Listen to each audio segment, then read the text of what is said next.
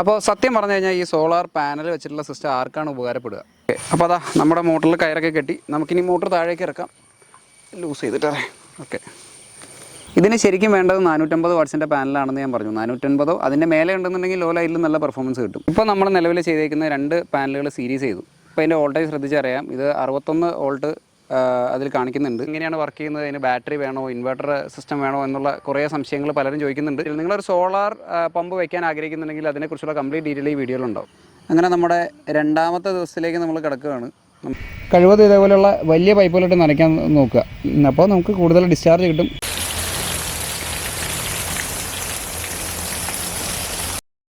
നിങ്ങൾക്കും ഈ കാണുന്ന പോലെ KSEB കറണ്ട് എത്താത്ത ഒരു പറമ്പുണ്ടെന്നുണ്ടെങ്കിൽ അവിടെ ഈ കാണുന്ന കൃഷി സാധനങ്ങളെല്ലാം നനയ്ക്കാൻ പറ്റുന്ന സോളാർ പാനലുകളുടെ സഹായത്തോടു കൂടെ മാത്രം വർക്ക് ചെയ്യുന്ന ഒരു സോളാർ പമ്പിൻ്റെ വിശേഷങ്ങളാണ് നമ്മുടെ ഇന്നത്തെ വീഡിയോയിലൂടെ പങ്കുവയ്ക്കുന്നത്. എല്ലാവർക്കും നമസ്കാരം, ഞാൻ എൽദോസ്.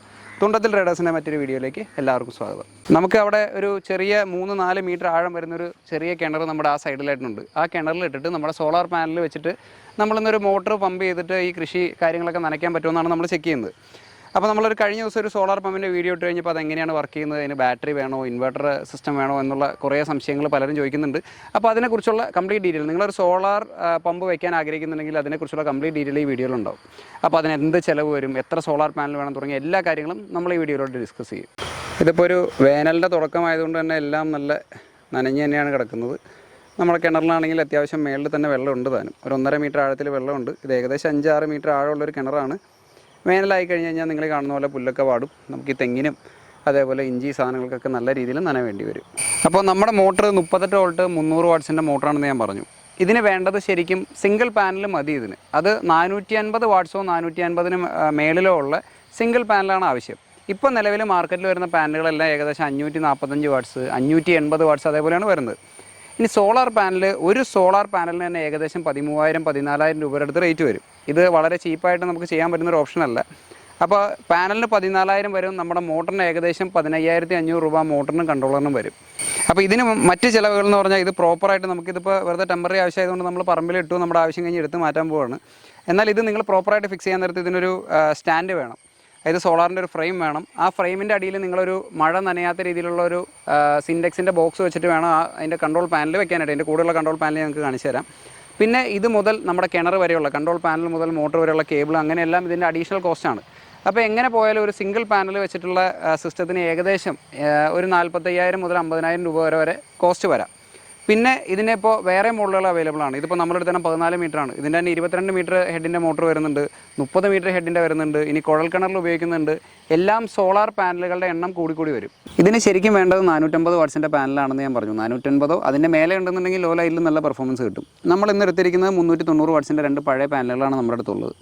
ഞാനപ്പോൾ അതിൻ്റെ വോൾട്ടേജ് ചെക്ക് ചെയ്ത് കഴിഞ്ഞാൽ ഒരു സിംഗിൾ പാനലിൽ നിന്ന് ഏകദേശം കിട്ടുന്ന വോൾട്ടേജ് എന്ന് പറഞ്ഞാൽ 43 വോൾട്ടാണ് ഇതിൽ നിന്ന് വരുന്നത്. DC വോൾട്ടേജ് എന്ന് പറഞ്ഞു കഴിഞ്ഞാൽ നമുക്കാണെങ്കിൽ സിംഗിൾ ഇതിൽ നിന്ന് കണക്ട് ചെയ്ത് നോക്കാം. ഇപ്പോൾ ഇന്ന് വളരെ മൂടിക്കെട്ടിയൊരു കാലാവസ്ഥയാണ്. അല്ലെങ്കിൽ അത് കുറച്ചുകൂടെ ആംബിയർ കിട്ടിയാൽ മോട്ടർ നന്നായിട്ട് വർക്ക് ചെയ്തേനെ. ഇത് വർക്ക് ചെയ്യും, പക്ഷേ അതിന് RPM കിട്ടില്ല. എന്തായാലും നമുക്കൊന്ന് ടെസ്റ്റ് ചെയ്ത് നോക്കാം. ഞാൻ പറഞ്ഞ പോലെ ഈ കൺട്രോളർ നമ്മൾ എപ്പോഴും സേഫായിട്ടൊരു സിൻഡെക്സിൻ്റെ ബോക്സിൻ്റെ ഉള്ളിൽ വയ്ക്കണം. അതിലേക്കുള്ള സപ്ലൈ ഇതിൽ കാണുന്ന പോലെ ഒരു 2 പോൾ MCB, ഇതിപ്പോൾ ഒരു 32 ആംസിൻ്റെ DC MCB ആണ്. അതുവഴിയാണ് നമ്മൾ അതിൻ്റെ സപ്ലൈ കൊടുക്കുന്നത്. അപ്പോൾ ഇത് ഓൺ ചെയ്യുകയോ ഓഫ് ചെയ്യുകയും ചെയ്ത് കഴിഞ്ഞ് കഴിഞ്ഞാൽ നമുക്ക് പ്രത്യേകിച്ച് കൺട്രോളറിലൊന്നും ചെയ്യേണ്ട. ഇത് ഓൺ ചെയ്തിട്ട് കഴിഞ്ഞാൽ ഒരു മിനിമം വോൾട്ടേജ് ഉണ്ടെങ്കിൽ അത് തനിയെ ഓണാവും. മിനിമം വോൾട്ടേജിൽ താഴെ പോയി കഴിഞ്ഞാൽ തനിയെ കട്ട് ഓഫ് ആവും. അതാണ് അതിൻ്റെ ഒരു സിസ്റ്റം. ഇനി നമുക്കിത് കേബിൾ ഉപയോഗിക്കുന്നത് നമ്മൾ സാധാരണ ഉപയോഗിക്കുന്ന സബ്മേഴ്സിബിൾ കേബിളാണ്. 3 കോർ ഫ്ലാറ്റ് കേബിളാണ് ഉപയോഗിക്കുന്നത്. പക്ഷേ ശ്രദ്ധിക്കേണ്ടത് നമ്മുടെ സാധാരണ ഗേജിലുള്ള 1.5 ഒന്നും തീരെ ഗേജ് കുറഞ്ഞ വയർ ഉപയോഗിക്കരുത്. ഇതിന് മിനിമം 4 സ്ക്വയറും എങ്കിലും കേബിൾ വേണം യൂസ് ചെയ്യാനായിട്ട്. അപ്പോൾ നമുക്ക് സോളാർ പാനലിൽ നിന്ന് പോസിറ്റീവ് നെഗറ്റീവ് 2 കണക്ഷൻസ് വരും. അത് കൺട്രോൾ പാനലിൽ കൊടുക്കും. പിന്നെ അവിടെ നിന്ന് നമ്മുടെ എക്സ്റ്റേണൽ കൺട്രോളർ ആയതുകൊണ്ട് തന്നെ മോട്ടറിലേക്ക് നിലവിൽ 3 വയറുകളാണ് പോകുന്നത്. അത് UVW എന്നുള്ളത് അത് കൃത്യമായിട്ട് അതിൽ കേബിളിൽ മാർക്ക് ചെയ്തിട്ടുണ്ടാവും. അത് ശ്രദ്ധിച്ച് വേണം കണക്ട് ചെയ്യാനായിട്ട്. ഞാൻ പറഞ്ഞ പോലെ ഇപ്പോൾ ഞാൻ എടുത്തിരിക്കുന്ന 4 സ്ക്വയറും 3 കോർ സബ്മേഴ്സിബിൾ ഫ്ലാറ്റ് കേബിളാണ് എടുത്തേക്കുന്നത്. അത് നമ്മുടെ സാധാരണ സബ്മേഴ്സിബിൾ പമ്പുകളുടെ ജോയിൻ്റ് അടിക്കുന്ന പോലെ വാട്ടർ പ്രൂഫിംഗ് ഒക്കെ ചെയ്തിട്ട് വേണം ചെയ്യാനായിട്ട്. ആദ്യം ഇൻസുലേഷൻ, വാട്ടർ ടൈപ്പ്, ഇൻസുലേഷൻ, അങ്ങനെ 3 ജോയിൻറ്റുകൾ അടിക്കുക. ഞാൻ പറഞ്ഞ പോലെ ഇതിൻ്റെ കളർ കോഡ് നോക്കി കൊടുക്കുക. ആദ്യത്തെ 2 നമ്മുടെ സോളാർ പാനലിൽ നിന്നുള്ളത്, പിന്നെ വരുന്ന 3 നമ്മുടെ മോട്ടറിൽ നിന്ന് വരുന്നത്. അപ്പോൾ UVW മോട്ടറിൻ്റെ കറക്റ്റ് നോക്കി കൊടുക്കുക. അപ്പോൾ അതാ നമ്മുടെ മോട്ടറിൽ കയറൊക്കെ കെട്ടി നമുക്കിനി മോട്ടർ താഴേക്ക് ഇറക്കാം. ലൂസ് ചെയ്തിട്ടേ. ഓക്കെ,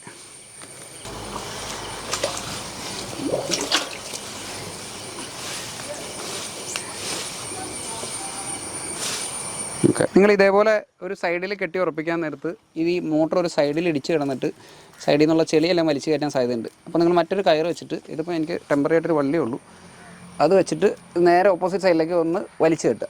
അല്ലെങ്കിൽ നിങ്ങളുടെ ഓസ് കെട്ടി ഉറപ്പിച്ചാലും മതി. നമ്മുടെ MCB ഓൺ ചെയ്തു.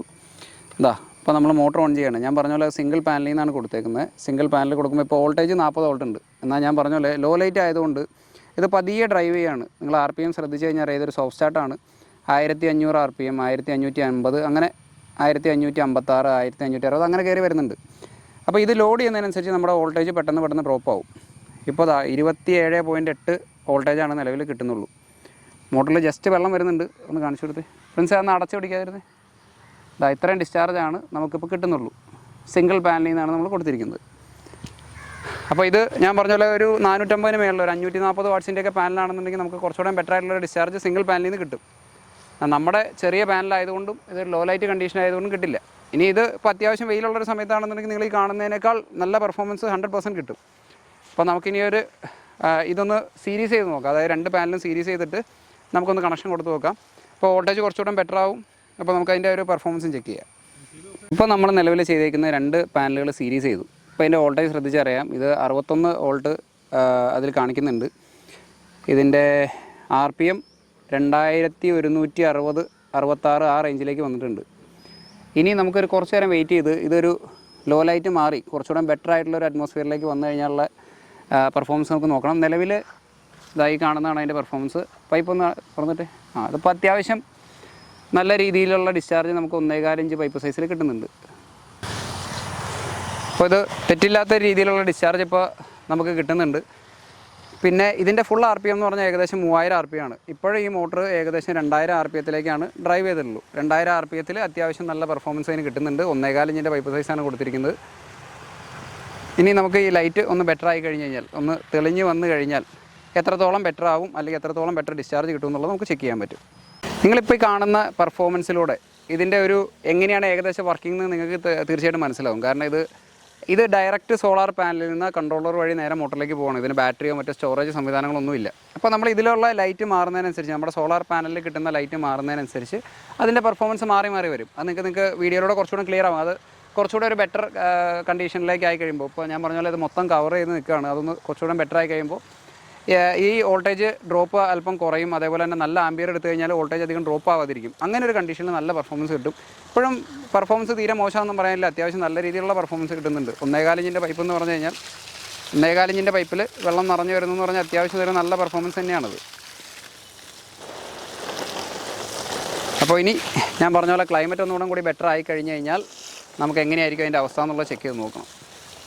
നല്ല തണുത്ത വെള്ളമാണ്. ഓഫ് ചെയ്തറ. അപ്പോൾ സത്യം പറഞ്ഞു കഴിഞ്ഞാൽ ഈ സോളാർ പാനൽ വെച്ചിട്ടുള്ള സിസ്റ്റം ആർക്കാണ് ഉപകാരപ്പെടുക? ഞാൻ പറഞ്ഞല്ലോ, ഒരു സിംഗിൾ പാനൽ വെച്ച് വരുമ്പോൾ തന്നെ ഏകദേശം 45,000 രൂപ വരും. നിങ്ങൾ ആലോചിക്കേണ്ട കാര്യം, നിങ്ങൾക്ക് ഓൾറെഡി കറണ്ട് ഉണ്ടെന്നുണ്ടെങ്കിൽ പിന്നെ ഇതിലേക്ക് ഒരു സോളാർ പാനലും മോട്ടറും വെക്കേണ്ട ആവശ്യമുണ്ടെന്ന് എനിക്ക് തോന്നുന്നില്ല. കാരണം കൃഷിക്ക് ഓൾറെഡി സബ്സിഡി ഉണ്ട്, നിങ്ങൾക്ക് ചെറിയ കറണ്ടിൽ അതൊക്കെ കിട്ടുന്നതാണ്. അപ്പോൾ ഇത് ശരിക്കും നമുക്കിനി പുതിയ പോസ്റ്റുകൾ ഇട്ട് കറണ്ട് എത്തിക്കേണ്ട സ്ഥലങ്ങളിലൊക്കെയാണ് ഉപയോഗത്തിൽ വരിക. അല്ലെങ്കിൽ ചിലർക്ക് ചില പ്രശ്നങ്ങൾ കൊണ്ട് പോസ്റ്റ് എത്തിക്കാൻ പറ്റാത്ത സ്ഥലങ്ങളുണ്ട്. എന്തെങ്കിലും മറ്റ് അയൽവക്കത്തു നിന്നുള്ള പെർമിഷനൊക്കെ കിട്ടിയിട്ട് പോസ്റ്റ് ഇട്ട് വരാനുള്ള ബുദ്ധിമുട്ടുകൾ വരുന്നുണ്ട്. പോസ്റ്റുകളുടെ എണ്ണം കൂടുതലായിട്ടുള്ള സ്ഥലങ്ങളുണ്ട്. അങ്ങനെയുള്ളവർക്കൊക്കെയാണ് ഇത് കൂടുതൽ ഉപയോഗത്തിൽ വരിക.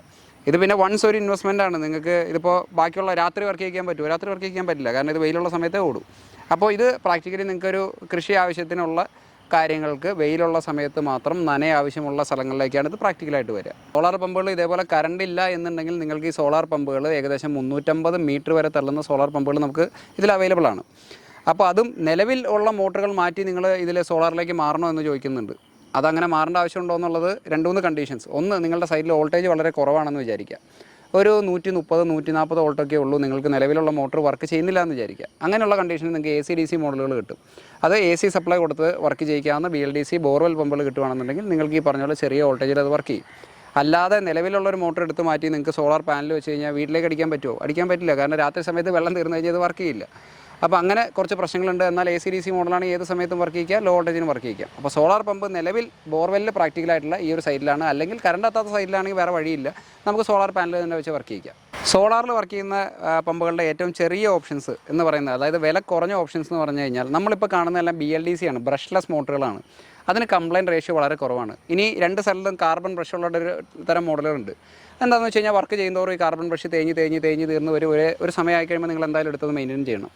അപ്പോൾ അങ്ങനെയുള്ള മോട്ടറുകളിൽ ഈ സിംഗിൾ പാനൽ വർക്ക് ചെയ്യുന്ന മോട്ടർ ഏകദേശം നിങ്ങൾക്കൊരു 6000 രൂപ, 7000 രൂപ, 8000 രൂപ റേഞ്ചിലൊക്കെ കിട്ടും. പക്ഷേ അതിന് ഈ പറഞ്ഞ പോലെ മെയിൻ്റനൻസ് ഉണ്ട്. നിങ്ങൾ അതിന് തയ്യാറാണെന്നുണ്ടെങ്കിൽ ഒരു വർഷം കഴിഞ്ഞ് കഴിയുമ്പോൾ അത് എടുത്തിട്ട് പിന്നെ മെയിൻറ്റെയിൻ ചെയ്ത് കമ്പനി സർവീസിനൊക്കെ വേണ്ടി തിരിച്ച് വരാൻ റെഡിയാണെന്നുണ്ടെങ്കിൽ നിങ്ങൾക്ക് അങ്ങനെയും വർക്ക് ചെയ്യിക്കാം.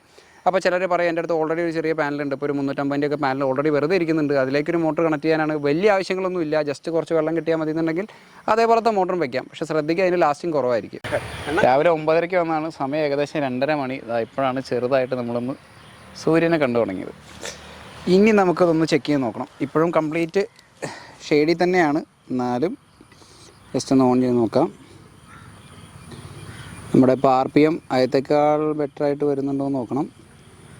1988, 2200, 2168 ഏകദേശം വരുന്നുണ്ട്. എങ്കിലും നമ്മുടെ 3000 RPM അതായത് ഫുൾ പെർഫോമൻസിലേക്ക് പോയിട്ടില്ല. 2220 ഏകദേശം 62 വോൾട്ട് ഇപ്പോൾ ലൈനിലുണ്ട്.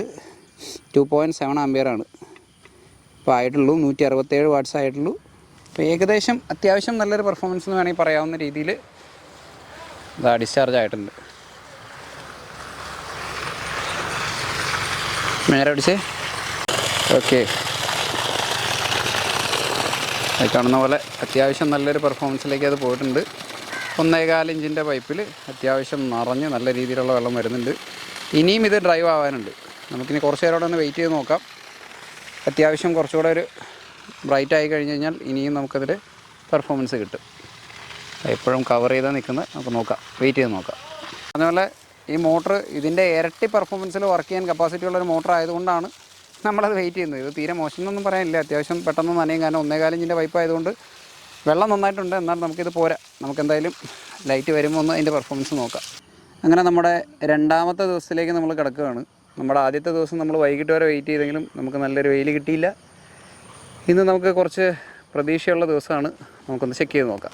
അപ്പോൾ നമ്മുടെ രണ്ടാമത്തെ ദിവസമാണ്. ഇതിപ്പോൾ നിലവിൽ നമ്മളൊരു സിംഗിൾ പാനലിൽ നിന്നാണ് കണക്ഷൻ കൊടുത്തേക്കുന്നത്. കാണിച്ചു തരാം. അതായത് നമ്മളിപ്പോൾ ഒരു സിംഗിൾ പാനലിൽ നിന്ന് കണക്ഷൻ കൊടുക്കുമ്പോൾ തന്നെ അതിന് 2383 RPM വരുന്നുണ്ട്. നിലവിൽ 30 വോൾട്ടാണ് നമ്മുടെ പാനലിൽ നിന്നുള്ള ഡ്രോപ്പ് വന്നേക്കുന്നത്. 6 ആംപിയറിൽ അത് വർക്ക് ചെയ്യുന്നുണ്ട്. ഇന്നലെ നമുക്ക് മാക്സിമം 2-2.5 ആംപിയറാണ് കിട്ടിയത്. ഇനി നമുക്കത് അതിൻ്റെ പെർഫോമൻസ് ഞാൻ കാണിച്ചു തരാം. അത് പെർഫോമൻസ് ഒറ്റ പാനലിൽ നിന്നുള്ള പെർഫോമൻസ് ഒന്ന് കാണിച്ചു കൊടുത്ത് നമുക്കപ്പോൾ കുറച്ചുകൂടെ, അതായത് സിംഗിൾ പാനലിൽ നിന്ന് തന്നെ നമ്മൾ ഇന്നലെ 2 പാനൽ വെച്ചതിനേക്കാൾ പെർഫോമൻസിലാണ് ഇപ്പോൾ അത് ഓടിക്കൊണ്ടിരിക്കുന്നത്. അപ്പോൾ സ്വാഭാവികമായിട്ടും നമ്മൾ 2 പാനൽ വരാൻ നേരത്ത് ഇതിനേക്കാൾ വളരെ വളരെ ബെറ്റർ ആയിട്ടുള്ളൊരു പെർഫോമൻസ് കിട്ടും. നമ്മൾ അതിന് വേണ്ടിയിട്ടാണ് ഒരു ദിവസം കളഞ്ഞ് വീണ്ടും നമ്മൾ ഒരു ദിവസമാണ് ഇവിടെ വന്നത് തന്നെ. അപ്പോൾ നിങ്ങളീ കാണുന്നതാണ് ഇപ്പോൾ നമ്മൾ 1.25 ഇഞ്ച് പൈപ്പ് സൈസിൽ നമ്മൾ ഇന്നലെ കണ്ട അതേ ഇതിൽ, അതായത് ഇതിപ്പോൾ സിംഗിൾ പാനലാണ്. 2363, 2400 RPMത്തിനടുത്ത് നമുക്ക് സിംഗിൾ പാനൽ 390 വാട്ട്സിൻ്റെ സിംഗിൾ പാനലിൽ നിന്ന് കിട്ടുന്നുണ്ട്. ഇനി നമുക്ക് ചെക്ക് ചെയ്യേണ്ടത് ഇതിൻ്റെ 2 പാനലിൻ്റെ പെർഫോമൻസ് ആണ്. ഇനി 2 പാനലിൽ നിന്നുള്ള പെർഫോമൻസ് ആണ് നിങ്ങൾ കാണാൻ പോകുന്നത്. മോട്ടർ ഓൺ ചെയ്തു. നമ്മുടെ ആംപിയർ പതിയെ കയറി വരുന്നുണ്ട്. RPM 2000 കഴിഞ്ഞു. 2100, 2200, 300, 400, 500 മേലെയായി. 2600. ഇപ്പോൾ മോട്ടർ 2700 RPMത്തിന് മേലെ നല്ല അടിപൊളിയായിട്ട് വർക്ക് ചെയ്യുന്നുണ്ടാവും. അതിലുള്ള പെർഫോമൻസ് നിങ്ങൾക്ക് കാണാം. അപ്പോൾ നമ്മുടെ മോട്ടറിൻ്റെ ഏകദേശം, അതായത് ഈ 38 വോൾട്ട് 300 വാട്ട്സിൻ്റെ മോട്ടറിൻ്റെ ഏകദേശം പെർഫോമൻസ് എന്ന് പറഞ്ഞു കഴിഞ്ഞാൽ നിങ്ങൾ കാണുന്നതാണ്. നല്ല അടിപൊളിയായിട്ട് നിങ്ങൾക്ക് നിങ്ങളുടെ കൃഷിയും കാര്യങ്ങളൊക്കെ നനയ്ക്കാൻ പാകത്തിനുള്ള നല്ലൊരു ഡിസ്ചാർജ് അതിൽ നിന്ന് തന്നെ കിട്ടുന്നുണ്ട്. ഇതിപ്പോൾ നിങ്ങൾ കാഴ്ചയ്ക്ക് ഇനിയിപ്പോൾ ഇതിൻ്റെ അറ്റത്ത് ഒരു 1 ഇഞ്ചിൻ്റെ പൈപ്പാണ് കിടക്കുന്നതെങ്കിൽ ഇതിലും ഫോഴ്സ് നിങ്ങൾക്ക് തോന്നിക്കും. പക്ഷേ വോളിയം എപ്പോഴും ഇതേപോലെയുള്ള വലിയ പൈപ്പുകളിലായിരിക്കും. കഴിവതും ഇതേപോലെയുള്ള വലിയ പൈപ്പുകളിട്ട് നനയ്ക്കാൻ നോക്കുക. അപ്പോൾ നമുക്ക് കൂടുതൽ ഡിസ്ചാർജ് കിട്ടും, നല്ല രീതിയിലുള്ള പെർഫോമൻസും കിട്ടുന്നുണ്ട്. അപ്പോൾ ഇതാണ് ഇതിൻ്റെ ഒരു പ്രാക്ടിക്കൽ സൈഡ് എന്ന് പറഞ്ഞു കഴിഞ്ഞാൽ. അതായത് വെയിലുള്ള സമയത്ത് നല്ല പെർഫോമൻസ് കിട്ടും, വെയിൽ കുറഞ്ഞു കഴിഞ്ഞാൽ അതിനനുസരിച്ച് പെർഫോമൻസ് കുറയും. പ്രാക്ടിക്കലി നിങ്ങൾക്ക് ഉപയോഗിക്കാൻ പറ്റാതിരിക്കുന്ന ഒരു അവസ്ഥ എന്ന് പറഞ്ഞു കഴിഞ്ഞാൽ വളരെ മോശം കാലാവസ്ഥയിൽ മാത്രമാണ്.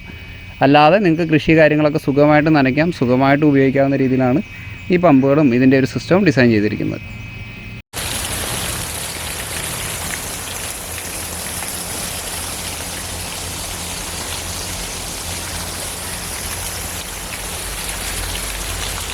ഓക്കെ, നിർത്തിക്കുക. അപ്പോൾ ഞാൻ പറഞ്ഞ പോലെ അത്യാവശ്യം 2 സോളാർ പാനലുകൾ ഉണ്ടെന്നുണ്ടെങ്കിൽ നിങ്ങൾക്ക് ഈസി ആയിട്ട് നിങ്ങളുടെ കാര്യങ്ങളൊക്കെ നടത്താവുന്ന നല്ല പെർഫോമൻസ് കിട്ടും. ഞാൻ പറഞ്ഞാൽ ഇതൊരു വളരെ ചീപ്പായിട്ടുള്ള ഓപ്ഷനൊന്നുമല്ല. നിങ്ങൾക്ക് കറണ്ട് എത്താത്ത സ്ഥലങ്ങളോ നിങ്ങളിപ്പോൾ നിലവിൽ കപ്പിയും കയറൊക്കെ ഉപയോഗിച്ച് കോരി നനയ്ക്കുന്ന സ്ഥലങ്ങളൊക്കെ ഉണ്ടെന്നുണ്ടെങ്കിൽ വലിയ സ്ഥലങ്ങളിലേക്ക് അതൊന്നും പ്രാക്ടിക്കലല്ല. അല്ലെങ്കിൽ പെട്രോൾ എഞ്ചിൻ്റെ ചിലവ് നോക്കുകയാണെന്നുണ്ടെങ്കിൽ ഇതിൽ പലരും ചോദിക്കുന്നതാണ് പെട്രോൾ എഞ്ചിൻ ഇതിൽ ലാഭകരമാണോ എന്ന്. ഇപ്പോഴത്തെ ഒരു പെട്രോളിൻ്റെ ചിലവ് വെച്ച് അത് അതിൻ്റെ മെയിൻ്റനൻസും കാര്യങ്ങളും പെട്രോളിൻ്റെ ചിലവൊക്കെ നോക്കുമ്പോൾ അത് വളരെ ഇതിലും എക്സ്പെൻസീവാണ്. ഇത് ഇനീഷ്യൽ കോസ്റ്റ് കൂടുതലാണെന്നുണ്ടെങ്കിലും പിന്നെ അതിനധികം ചിലവ് കാര്യങ്ങളൊന്നും വരുന്നില്ല. അപ്പോൾ ഇതേപോലെ നല്ല രീതിയിൽ നിങ്ങളുടെ കാര്യങ്ങൾ നടത്താൻ പറ്റും. തീർച്ചയായിട്ടും ഇതേപോലെ കൂടുതൽ വീഡിയോസ് കാണാനും അതേപോലെ ഞങ്ങളുടെ വീഡിയോസ് എല്ലാം ഇഷ്ടപ്പെടുന്നുണ്ടെങ്കിൽ ഞങ്ങളുടെ വീഡിയോസ് എല്ലാം ഷെയർ ചെയ്യുക, സബ്സ്ക്രൈബ് ചെയ്യുക, സപ്പോർട്ട് ചെയ്യുക. Thank you.